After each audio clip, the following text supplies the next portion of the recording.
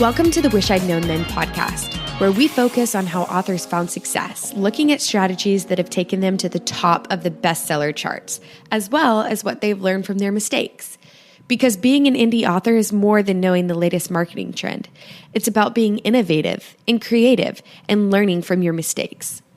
Welcome to the Wish I'd Known Then podcast. I'm Sara Rosette. And I'm Jami Albright. And today we are talking about lessons learned and mistakes we've made in 2020, which kind of all goes together. Yeah, and some things we've done right. Yeah, and what we've learned. What we've learned. Yeah. My list may be short on that one, but it's good. Yeah. So what have you been doing this week? Well, with the holiday, it's crazy, but I had my promo for my 4 books that were 99 cents, and that went great. I mean, exceeded my expectations, which I don't know. And that's kind of one of the things I'm probably going to talk about is I didn't really ask anybody, hey, what's a good number of books to sell? And I just decided I would put a value on it myself. And if I exceeded it, great. If I didn't exceed it, I'd just figure out why.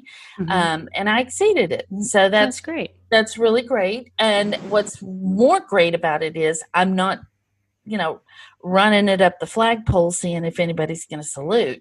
I just am happy with it for myself. And which is good. I think that's a really good place to be. Yeah. So much of the time we're comparing to other people. And that's, if I've learned anything this year, it is that. It's that, I talk about it all. I've talked about it a lot, comparison and stuff like that. But I've really this in the last few months, since my daughter's baby, was born and I was gone. And then last week, just Thanksgiving, just thinking about the things that I was thankful for, and just realized that, I'm kind of on my own. I'm on my own track, and I'm going to be okay with that. So, yeah. So that's what I've been doing. What's been going on with you? Well, I had a book launch as we're recording this yesterday. We're recording this on the 2nd, so it came out on the 1st. It was my Christmas book. And so it went really well. And so I looked at the numbers not that long ago, and it's hard to tell how low it went in the store because, if you don't check it every minute, but there's a tracker, this ebook tracker site that you can go to, and it says it went down to 602, which for me is good because since I'm wide, I'm not as concerned about rank. I'm more concerned about sales. But I had more pre-orders than I've ever had. So I was really happy with that, and lots of print sales too. So that was good. So I was really happy with it. Yeah. And I did all this stuff that was not, a lot of it is not trackable. What I think actually helped that I didn't even think about was I did the special edition hardcover, and I did a lot of promotion for that. And I, emailed my list and all this stuff. And every time I sent out an email or tweeted something, I saw ebook sales. And so I think it just drew people's attention to the book. So even if they didn't buy the hardcover, got some pre-orders. So it's just a side effect I didn't think of. That's awesome. Yeah. So that went well. And so I had more pre-orders than I've ever had, like 3,000. So that's like an all-time high for me. Amazing. Yeah. And I know to some people that's not like a big number, but for me that was very cool.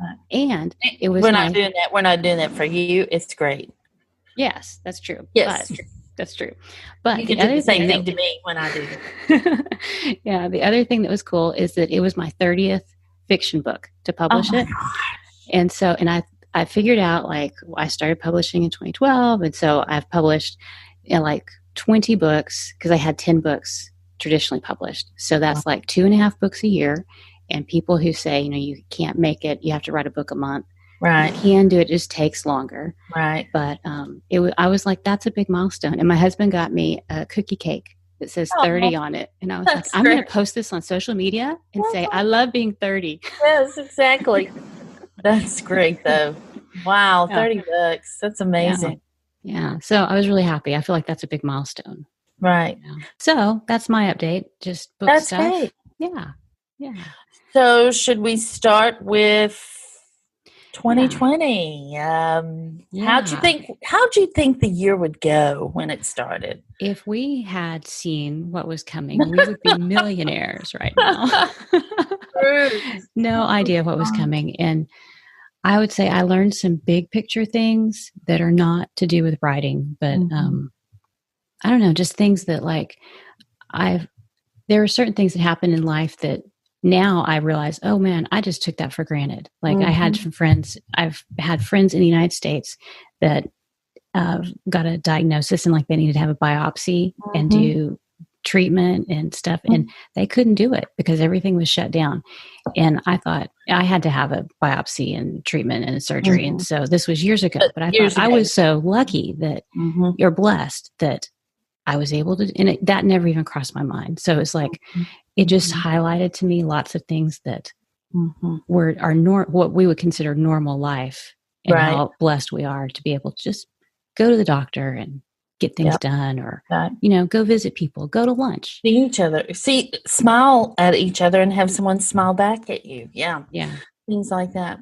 Yeah. When the year started, I was super optimistic. Like I had pretty big goals. But I do remember in January, at the end of January, being at a Chinese food restaurant of all places, and they had the TV on and they were talking about the, COVID-19 and still in Asia. I think maybe it had started showing up in Europe. I can't remember, but I remember, I don't know why it resonated with me. And then just a couple of weeks later, I heard a podcast, The Daily, it's the New York Times podcast. And they were their science guy was talking about, COVID-19. And I was thinking, you know what? Maybe we should just get a few things, some peanut butter, some this. Toilet paper was not on the list. I can assure you of that. Anyway, and my husband, who works in the food business, he was at the same time dealing with a lot of, they were supposed to have this giant seafood show that they have every year in March, I believe. Yeah. In Boston. And, a lot of their suppliers are from Europe. From Asia, it's China specifically, some of them. And so at the same time I'm hearing this, he's hearing that they're shutting things down. People aren't coming. They're saying they're not allowed to come.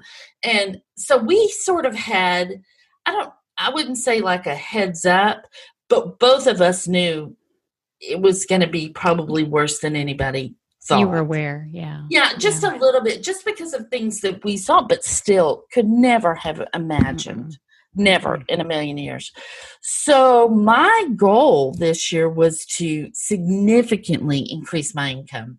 I won't do that. I will make within $10,000-$15,000 of what I made last year. So I'm calling that a win. I think that is a win. Yeah. Woo.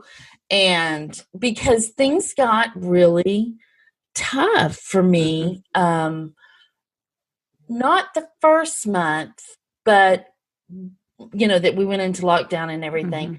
But within 2 months or so, my sales were down. And it's just never really been hard for me to sell my books. They're pretty marketable. They're and you would think because they're romantic comedies, it would have worked. But for whatever reason, it wasn't working for me. So I had a release in July, and it was my biggest launch ever. I broke into the top 100. It could not have gone better. However, I think that maybe I made a mistake with that book in that my brides books have been super popular. And then I took this big pivot to sports romance. And in my arrogant brain, I'm thinking, well, people will follow me, and they did. My readers followed me to Homecoming King, and they loved it. Most of them loved it.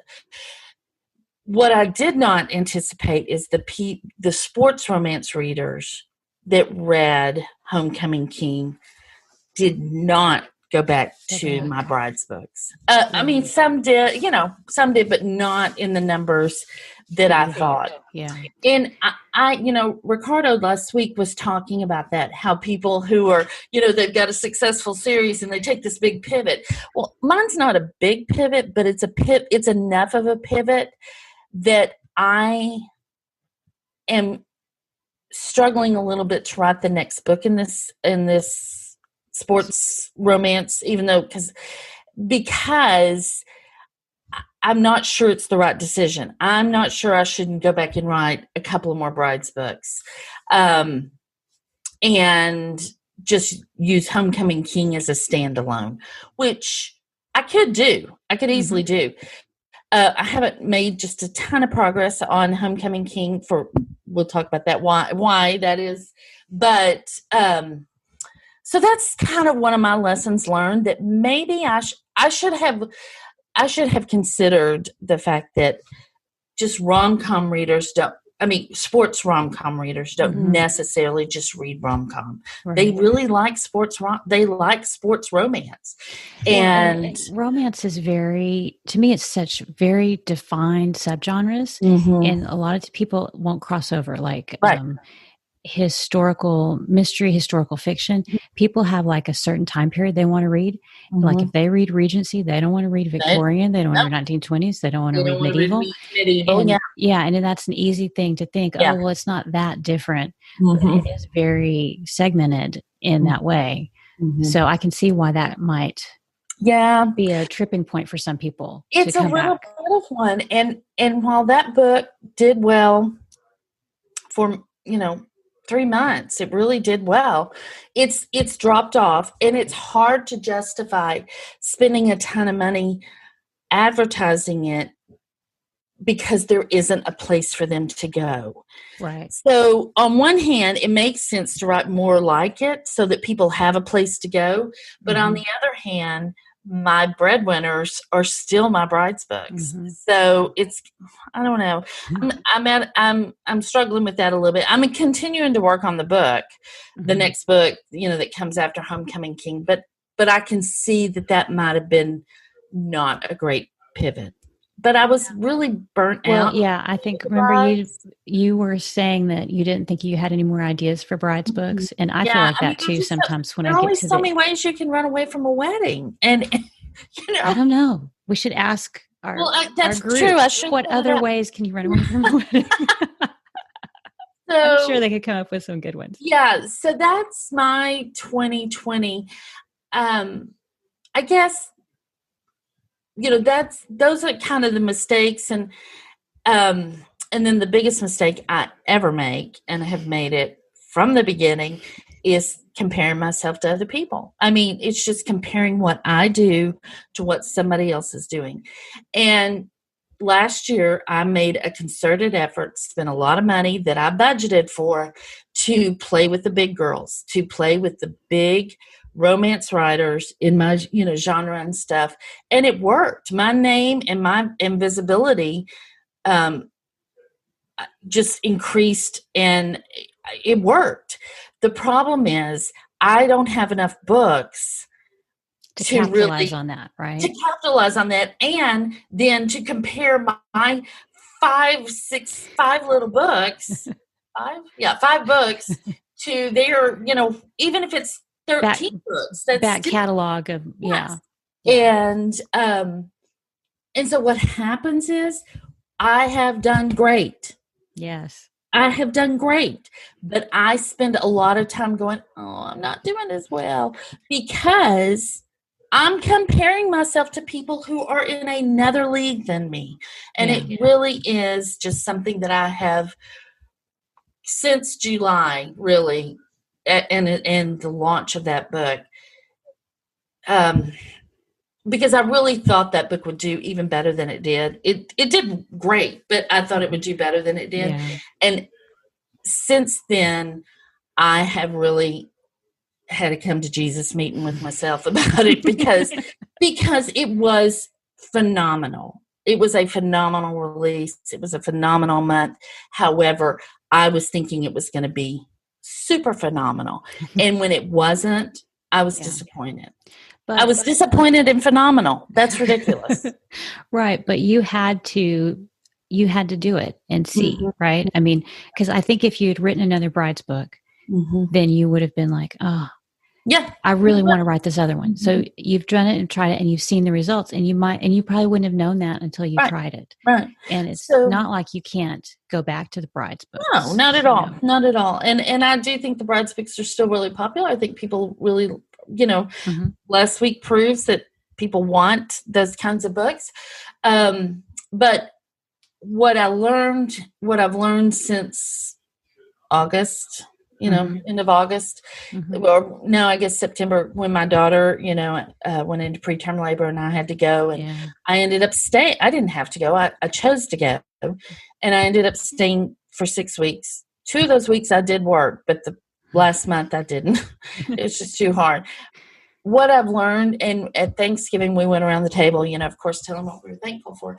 And that was the biggest thing I was thankful for, that I could do that I had the freedom to step away and take care of my family. And what has become very, very clear to me is that my family is more important than anything.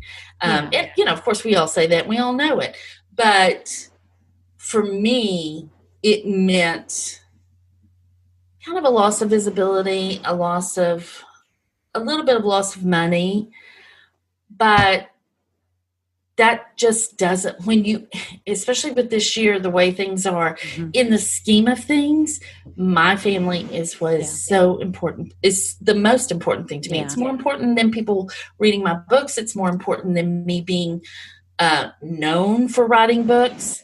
And I'm just so grateful for this business that I can take that time to take care of my family.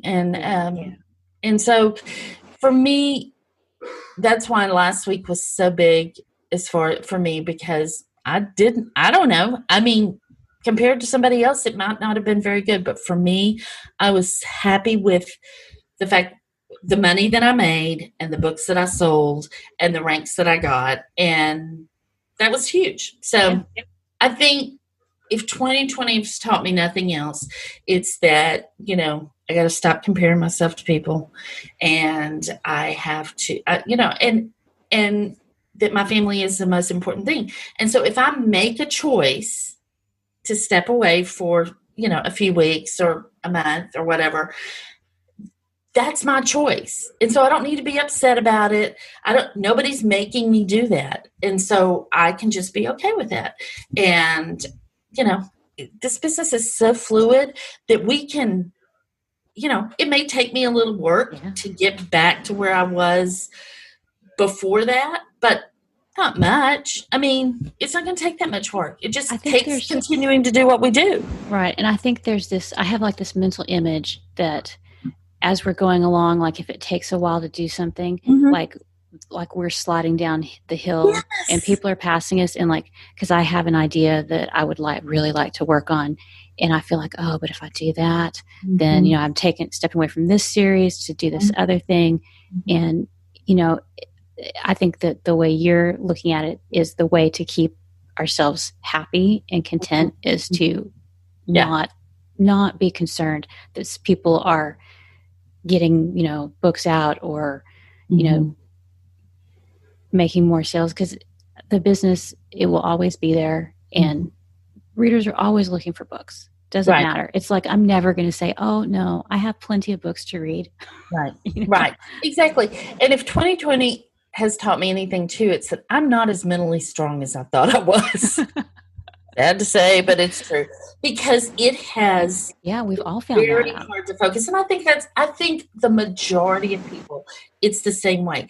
I think there are some people who have just dug in and worked their butts off and done amazing things, but I also kind of feel like that's how they handle some stuff. This stuff, and and more power to them. I'm not taking away from what they've accomplished. I have friends that have just done amazing things, and but that's not how I handle stuff, and that's okay too. Yeah. I mean, you can only change so much about yourself, and I'm of an age that there's just not a lot that's going to change. I think part of it is just learning, realization about ourselves and how we work best and all that. Exactly. I would say for me, the big thing I've taken away from 2020 is that I didn't, it's more like a financial outlook and mindset, because when I launched the historical series in at the end of 2018, it did really well. And so 2019, I did well. I made a lot of money, but I was thinking, well, I'll wait and see. Let me wait and see if that continues, or is it going to drop off? And so I waited, and so what ended up happening was I had to incorporate, I decided to incorporate and become an S Corp in July of this year. So that it would make so much more sense and be so much easier to have done it at the end of the year. And I was, so I ended up having to do that while I was in the middle of writing a book. And I've just learned, if I need to not put decisions like that off and go ahead and do things. And so that, I put that off and made it a little more convoluted to get it all done. But I did that. And so that's all set up now. And 2020 has gone great. So that saying, plan for success and failure, I was kind of planning just for average. And so it went well, and I didn't have that many releases. And I was like, well, we'll see. But I feel like I've kind of, with having this many books out, I'm kind of at a momentum. Things are going. And so it's I'm not having to push them as hard to stay at a certain income level, which is great. That is great. The other thing that I've really fought, I just didn't want to do, I didn't want to think about, was direct sales. And that, I feel like, is something that I finally kind of dipped my toe in the water. And I'm like, oh my goodness, I have been so mulish, not wanting to do this, because I didn't want to figure out the sales part and all that. And now that I've tried it, it's not that hard. And people are buying my books directly from me, which, I mean, so I was going to share this too. This is not more about 2020, but it's I think I finally figured out how to sell audiobooks directly. And so BookFunnel has the, the new beta version, and you can get in it now. But so I was in the first beta where you just gave books away, and they tested everything, and it was all working great. So now you can do direct sales. You can do anything with an audiobook that you can do with an ebook with BookFunnel. So I was like, okay, I have this release coming up, and I have tried to move I have a lot of people who found me through audiobooks.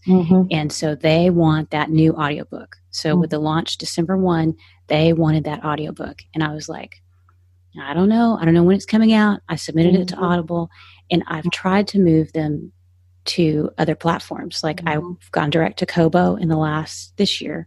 And then Google Play also has a pre-order for audiobooks. So you can go there and buy them directly. And I have an author's direct store. And I've tried to move people in those directions, and they were just not, brand loyalty is strong to Audible, and people want to use their credit. So anyway, so I was like, well, I think I will try this direct sales thing through BookFunnel. So I set it all up and got it all done. And so what I did was, in the past, I told my list, hey, it's not available on Audible yet. Here, you can get it here or here or here, But this time I said, I don't know when it's coming out.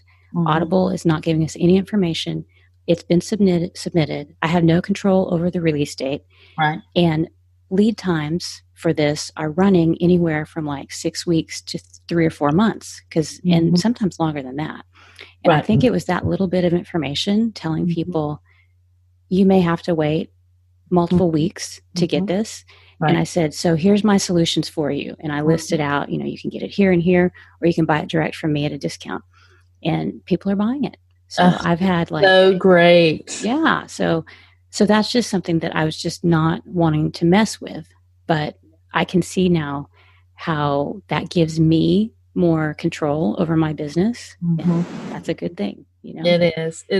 And people, let me just say, Sara is so mild-mannered and quiet, but she is bad A. I'm not going to say, I mean, she just shirt with that now. Yeah. Bad A, Sara. I mean, she really is so innovative and really, even though you put it off, you're not afraid to try things, and it's not even just things, it's hard things. Like, I'm so impressed all the time with that, and I'm so glad that's working out for you. That's amazing. Well, thanks. Yeah. I'm going to get me a shirt. It says Bad A Sara. We'll sell them on the website. That's right. Direct sales. There we go. There we go. Yeah. No, I do. And I am curious, and I do want to try things. And I think in some ways I've gone off on tangents sometimes and thought later, I think that was probably not worth it, but you learn something from everything. Right. So like with the special edition hardcover, I've learned definitely set up a sales page because I have a lot of books. Yeah. I was actually listening to Ricardo's interview today, and you said that, and I was like, yeah, that would have been a good idea. Yeah, that would have been a lot better. That would have been. But they're going slowly. And in my mind, I'm like, oh, everybody will buy them that first week. So that's a little unrealistic, Yeah. So it's it just takes time to get the word out. So anyway, so that was like my big, huge thing was that I feel like this year I've like learned to be grateful for things that I didn't even know to be grateful for.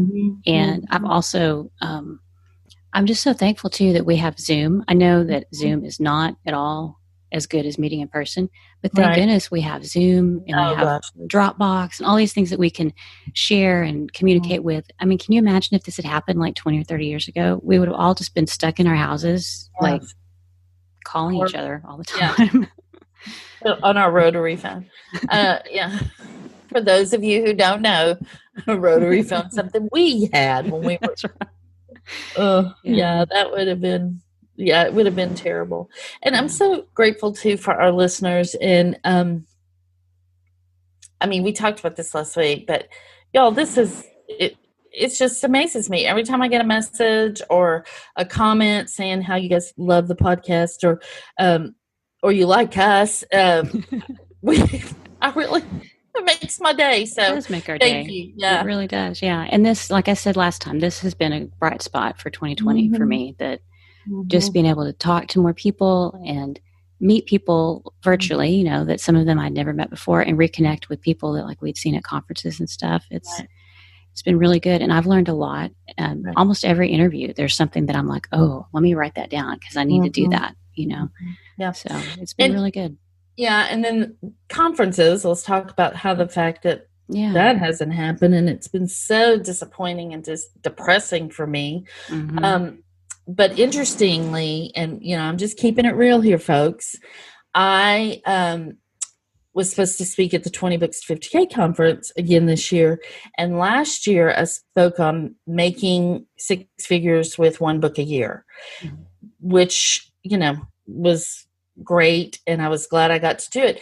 But this year, on the day, the anniversary, your anniversary of me speaking and giving that speech, I made the least amount of money I've ever made in a day on that day. So this thing we're doing it's an up and down, and you just have to hold on and do your best and put one foot in front of the other. And, just keep, again, we only fail if we quit. So we're not going to quit. We're just, but sometimes it takes some of us a little longer to get things done than it does other people. So, but about that with one book a year, I am seeing now though, it's harder. I mean, it is hard to do it with one book a year. When you have 30 books or 13 books or 10 books, it's a lot easier. So, me and a few people are are only writing one book a year. It would be so great if you can do more. I mean, I'm not saying a book a month.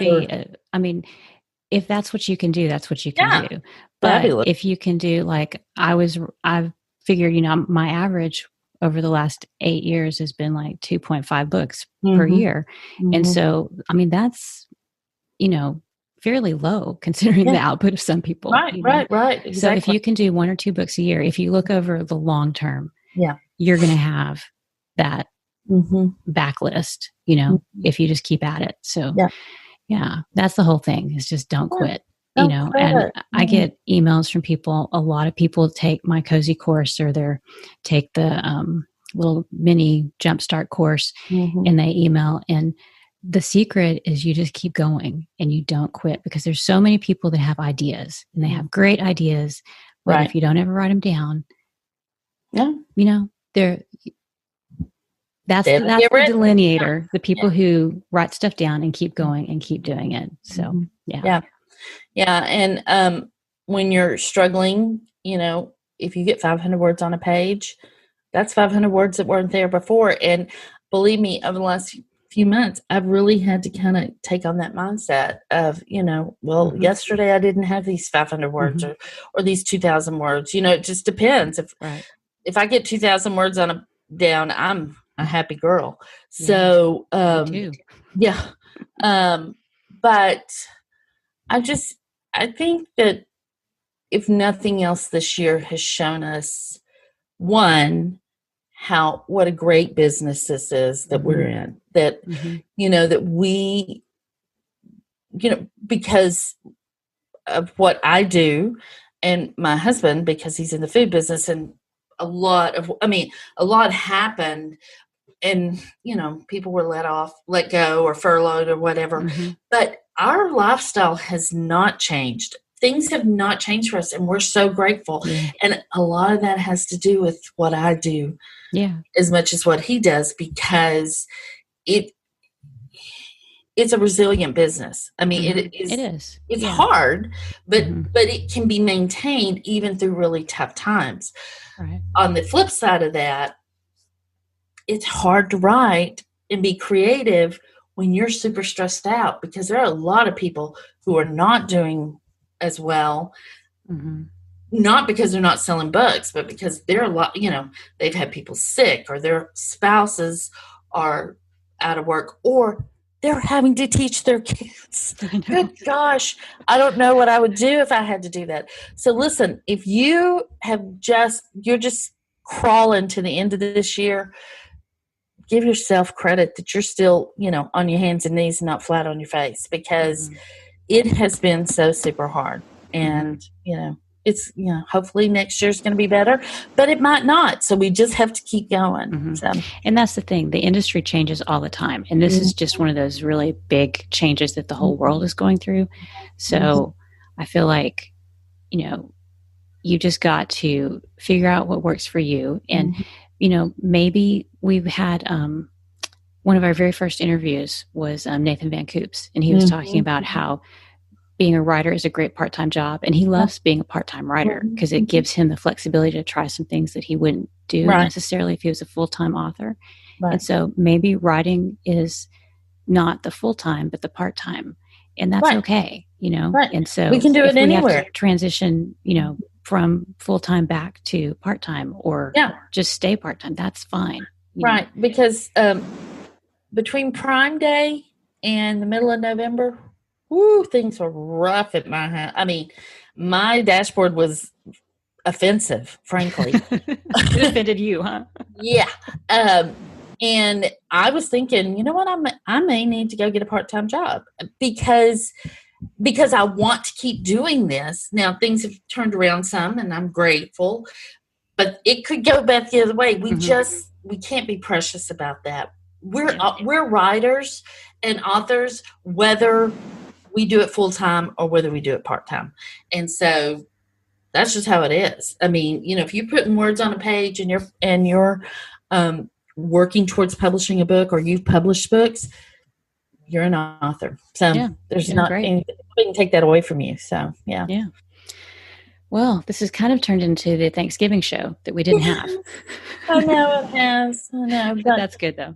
Yeah. And, I just, when we started doing this podcast, there's so many podcasts in this space that we wanted it to be kind of different, but it's hard to be really different. So doing the whole wish I'd known then and talking about mistakes, that just really resonated with both of us, because I think it's because we're both real and we want people to see, behind the screen kind of thing.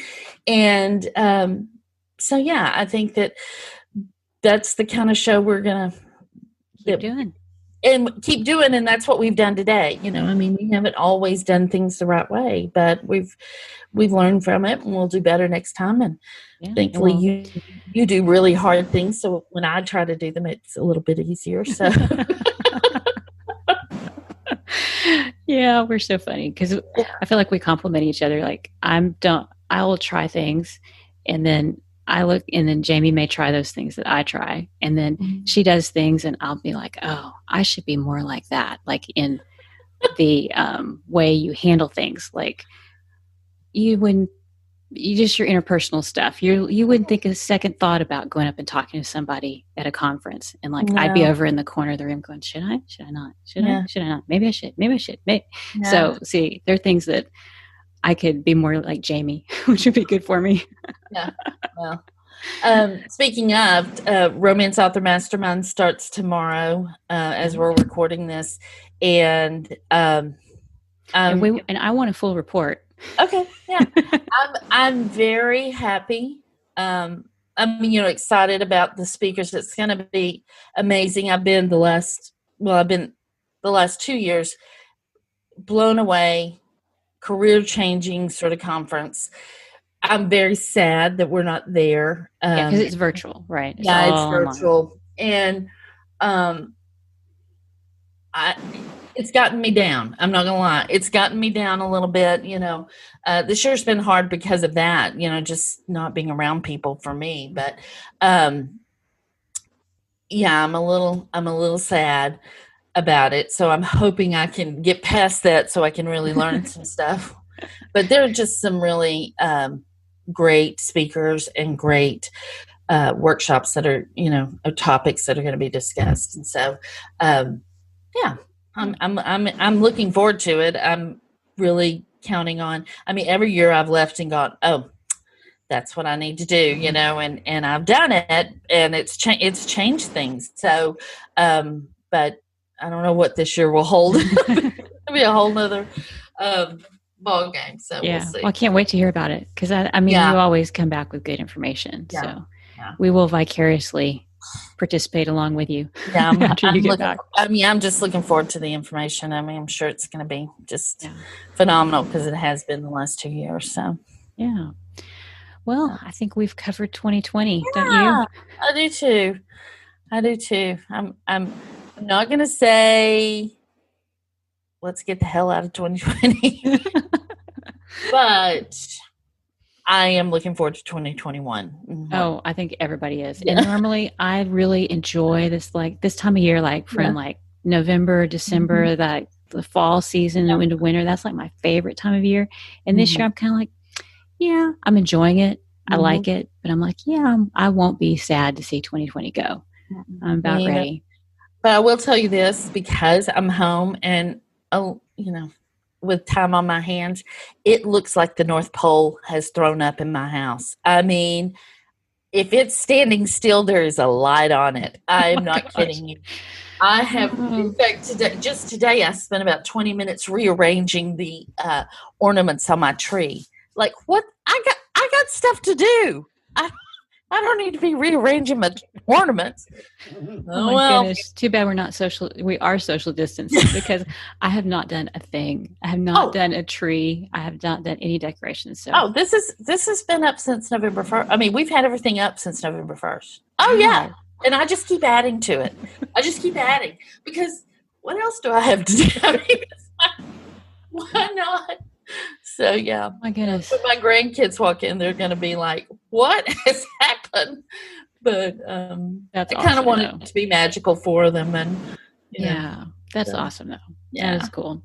All right, well, we should wrap up, and we will be back next week, and we'll have links to the different things we talked about. Yeah, in the show notes. Yeah, and also we don't do this very often or ever, but if you like the show and you want to leave a review, we would love that. We have reviews, but we could use more. And also share it with your friends. That's always great. But mostly, if you if you're the reviewing kind, leave us a review. That'd be great. Yeah, we would appreciate it. Yep, we will. Everything will be at wishidknown for writers.com, and we'll see y'all next week. All right. Bye. Thanks for listening to the Wish I'd Known Then podcast. We hope this episode inspired you, empowered you, and made you laugh a little bit too. If you loved it, tell your friends about it. And if you feel so inclined, leave us a review. We look forward to being with you again next week.